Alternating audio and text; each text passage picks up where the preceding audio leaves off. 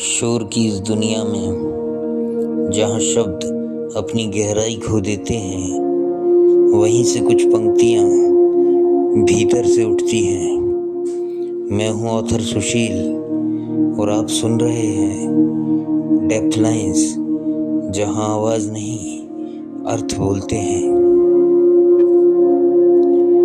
विरासत सिर्फ वह नहीं होती जो हम छोड़ जाते हैं, वह भी होती है जिसे हम अनजाने में किसी और पर रख देते हैं।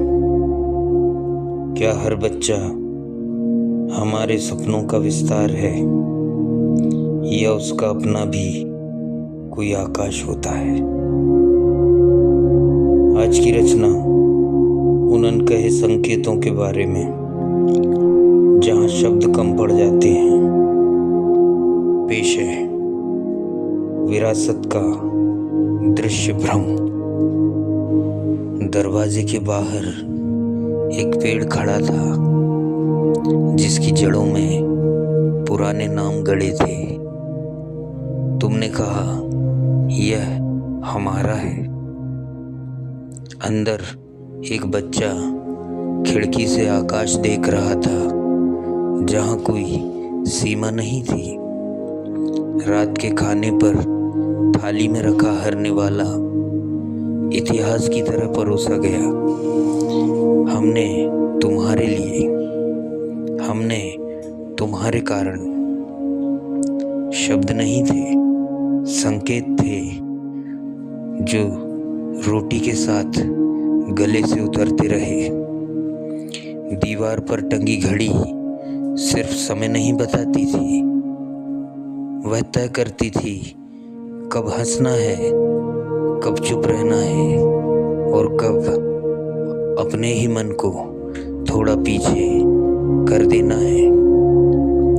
एक दिन आईने में चेहरा ठहरा, आंखें किसी और की तरह। उसने खिड़की का कुंडा ढीला किया, हवा अंदर आई बिना दस्तक। तुमने कहा बदल गया है।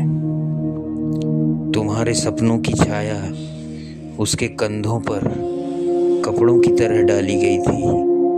फिट नहीं थी, पर उतारने की इजाज़त भी नहीं थी।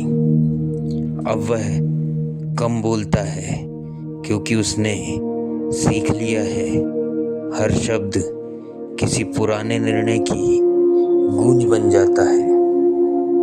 माता पिता होना एक निरंतर हटना है, जैसे नदी अपने ही किनारों को धीरे धीरे छोड़ देती है, पर तुम किनारे को ही धारा मान बैठे।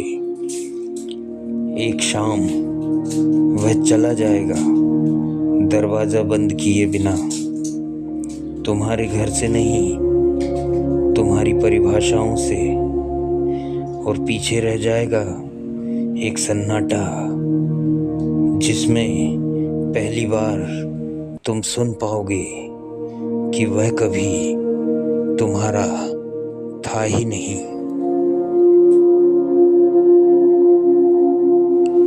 शायद ये पंक्तियां सिर्फ मेरी नहीं थी, आपके भीतर भी कहीं किसी कोने में दबी रह गई थी।